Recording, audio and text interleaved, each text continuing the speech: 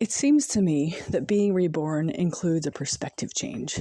When people say, I'm reborn, I'm born again, born in Christ, or whatever it is, I believe it includes a perspective change. I think that's what it is. The rebirth is like a literal like awakening or rebirth into a new thing. Like you're living in a new way because you're seeing a new thing. The world looks completely different. Before, what looked like a giant mess is now a project. Before, what looked like a daunting experience is now a challenge, or whatever it is. There's so many things. Like the whole world looks differently because you have a whole different perspective, like a new perspective. Not even just a slight shift in perspective, like, oh yeah, I used to think it was good to like make that person pay for their mistake. Now I'm just going to silently stew on it in my heart. That's not necessarily perspective change, that's a behavioral change.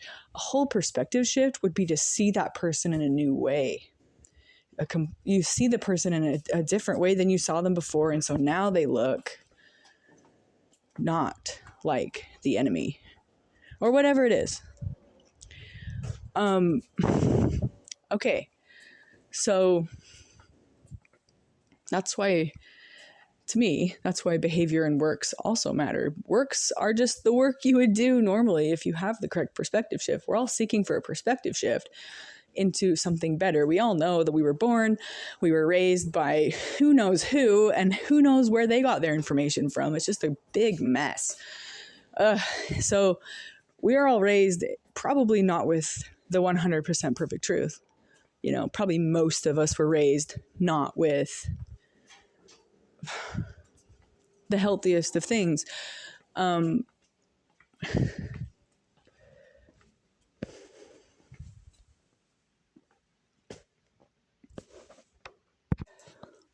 So we're all looking for that new perspective. We're all looking for that shift, that spark. If you listen to music, well, if you listen to my music, you listen to music from the 90s or the 2000s, the 80s, some 70s, I feel like probably the music in the 60s was starting that perspective shift, starting to show a cultural perspective shift.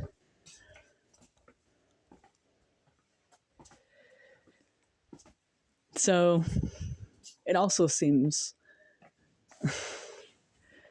like everyone's saying the same thing, but in different ways. Rose by any other name would smell as sweet. You could call it Ariels by System of a Down. You could call it Reborn in Christ, whatever you want to call it. A lot of people are saying the same thing. You know, act in love. Love is clearly the better way. That's what the 60s were literally all about. But then there's people who are just like, wait a minute, we can't be having this. Why not? Who's saying that? Who's saying we can't be having this? Who's saying we can't be doing love, that love will never work? Are people stuck in the system where love isn't working? Because it couldn't work in the current thing. We have to have a completely different thing, different perspective. We need to be reborn. And it's not just something you say. I think atheists think Christians just say that. They're just kind of doing some delusion. And some Christians just say that because that's the thing to say. And you know you're being a good person. You know you're acting right. So of course you're reborn. But do we really know what that means? And we need to like clearly define what reborn perspective is and how to achieve it. And I think there's a lot of hints. A lot of people are like, oh, okay, here's how you achieve it. Here's how you wake up. Here's how you see the truth. Here's the truth. Here's how I saw the truth. That kind of thing. So have a way to get to the correct perspective. Also to note behaviors that could indicate a correct perspective. Like respect and love and calmness, long-suffering, slow to anger, patience.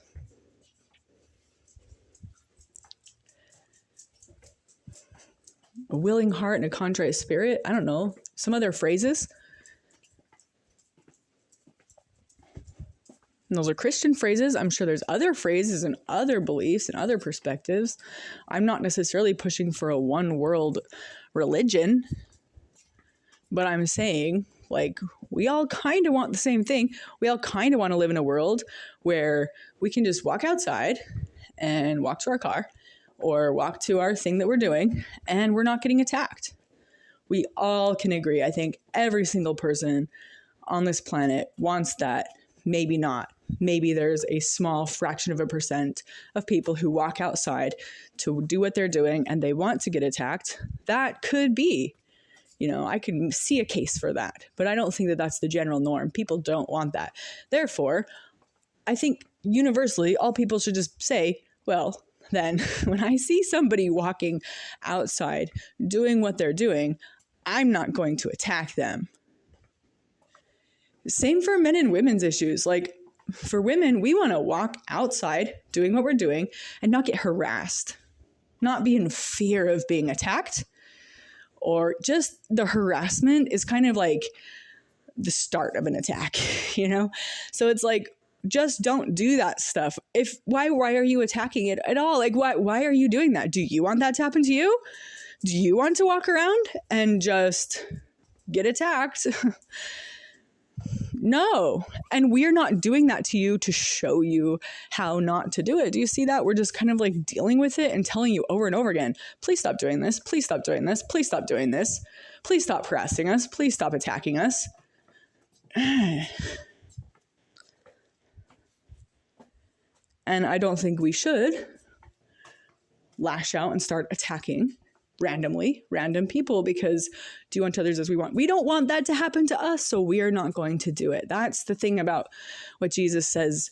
The whole key to the puzzle is don't do the attacking back. We're not going to do it. Even though they're doing it to us, we are not going to do it back to them. We're going to be better than that. We're going to create the world that we want to live in because we've had a perspective change, and it's not as hard to do. If you see them as lost, but they are dangerous. Just because you're lost doesn't mean you're not dangerous. So there needs to be protections. But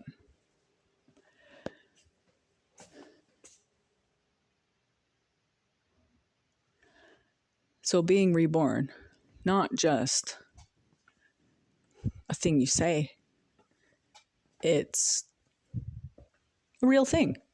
Like atheist, you literally were reborn into atheism if you started off Christian. Maybe you weren't, though. Maybe you're the exact same because you didn't understand, or the way it was taught to you was faulty and full of lies, or whatever it is. You don't have to be Christian, though. Don't be Christian. I don't care. But it's the actions, right? The actions are still good. And I speak about Christianity because that's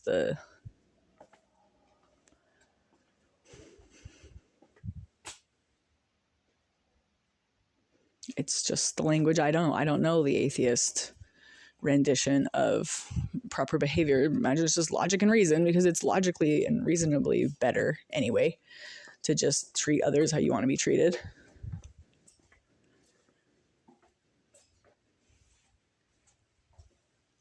Maybe not for you in that particular moment, but I mean, would you take a little hit for your brother? We're taking it for the world. Like, you take a little hit and like the whole world's better though, because you acted correctly. Don't you love others? You love them above yourself sometimes because it's better for the whole world. And really it comes back around, because what's better, if the whole world gets a little better, then you benefit as well in a small way. And that's when that natural consequence, karma, whatever you want to say, comes back around and hits you, with a little bit of blessing, because you did benefit the world and it's measurable and it did come back to you. And it's maybe even exponentially, because if you ask correctly, it kind of trickles around, and builds until maybe you're going to get a bigger thing. Ooh, if the reward is your kind of thing. But really, it's not about the reward. The funny thing is the perspective change has to happen where you're not doing it for the reward. You're doing it for the love of others, for the love of your brothers and sisters. The reward just happens to you. It's a really great bonus. But if you do it for the reward, you won't be loving your brothers and sisters properly. So it won't swing back around and hit you properly. So it's this weird thing where you actually have to be right. You can't just look right. You can't just seem like you're doing the right thing and get the benefit. People in society might assume you are and give you benefits, but eventually your actions will come around. Like, your actions are going to come around on their own anyway, and misfortune will befall you. And it just, you don't want to act wrong. Because you don't want to see the world wrong, not wrong, but in a way that's going to cause misfortune to befall you. Right? So just because you look good doesn't mean you are good. And it's in a really weird spot if you are trying to just get the reward, but not actually love your brothers and sisters and love your enemies. If you're not actually doing that, then it won't be as good. But you can't do that fully if your heart is a little bit on the reward. Your heart has to be on the people. It's like where your treasure is, their heart will be also. I don't know.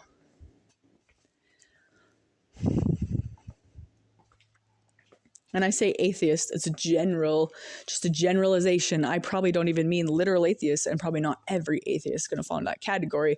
I just mean people who don't believe what I believe, which are generally atheists. But a lot of people, some Christians don't believe what I believe.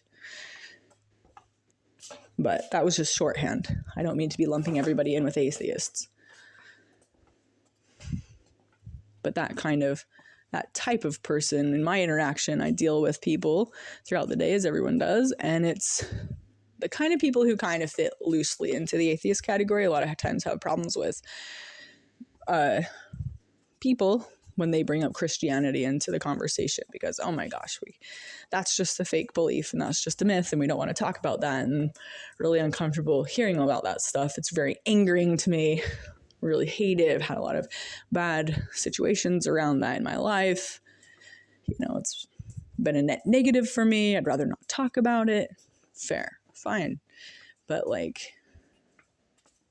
there's truth in it though. That's what I don't understand. Just because something is a net negative in your life, there's something that's very hard. Why can't you be around it though? That's what I'm not like that, I don't think. But here's where I think God exists. I'm saying that now because there's something I truly don't understand. Life has a way of coming around and bringing that exact situation in, and then I'll understand it if it's something to be understood. Or I'll ponder it and think, am I in those situations now where things, really bad, traumatic things have happened, and I'm able to be in it, able to think about it, abide in it, deal with it? Or am I shying away from it? I can ponder and think. But if I ponder and think, yeah, doing great. I am in hard situations and I'm dealing with it just like them. They just need to buck up, buckaroo, and get with the program. I know what I'm talking about. Well, it comes around. I'll get myself into a situation where I am now the person in the position. I'm dealing with a hard situation, and I'm saying to somebody, I'm watching myself say it because it is shocking to me when it happens. My natural reaction, I'll just be saying, I don't want to talk about this. This is too much. I'm not talking about this right now. Too horrendous, whatever it is. Block and walk away, or maybe even start yelling because I'm so upset. And then as I'm in the process of doing that, it's whoa, I step back and I'm oh my gosh, this is me in that situation. Now I know that this is a thing. This is a thing that for me too. Okay, we shouldn't talk about this. If people don't want to talk about it, don't talk about it. It's just respectful. It's respectful to do that. We want to treat each other with respect. Anyway, once you understand something, it's yes, you want to do the right thing. You want to do the respectful thing. But that's why I think God exists, or at least something is very interested in the consciousness, or the consciousness has its own natural laws it follows, because that stuff happens often. That stuff happens every time. That statement in the Bible, what measure you meet shall be measured unto you again. that's that. It comes around like in this life, like in real time. Today, things are coming around to everyone. We have these opinions and ideas, and it's like, so if you look at your life in that perspective, it puts things in order, and it's like, oh, okay, well, if that's happening in real reality and consciousness in my real lived experience, what is that? Is that God? What do we call that? What is that? What is consciousness then? Consciousness is a very weird thing.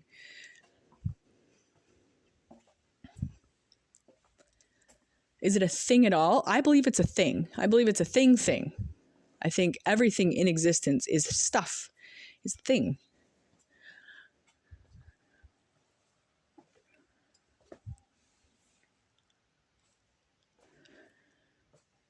But then what's the empty space part? Is that a no thing? Is that a nothing? Like, because can we think about a non-existing state? Like, think about nothing. You can't think about nothing because nothing is nothing. It can't be anything to think about because that would be a thing. Maybe an idea, it could just be maybe a feeling or a vague sense of like, nothing, zero. But that's like the empty space in space, right? Is the vacuum. Nothing, no things there. And we look at it as black because we're looking for light. We're looking for the things. But if you don't have a thing, it's no light there. But it doesn't mean black. Well, maybe it does. I don't know. Maybe a physicist would know. That would be interesting. The state of nothing is interesting.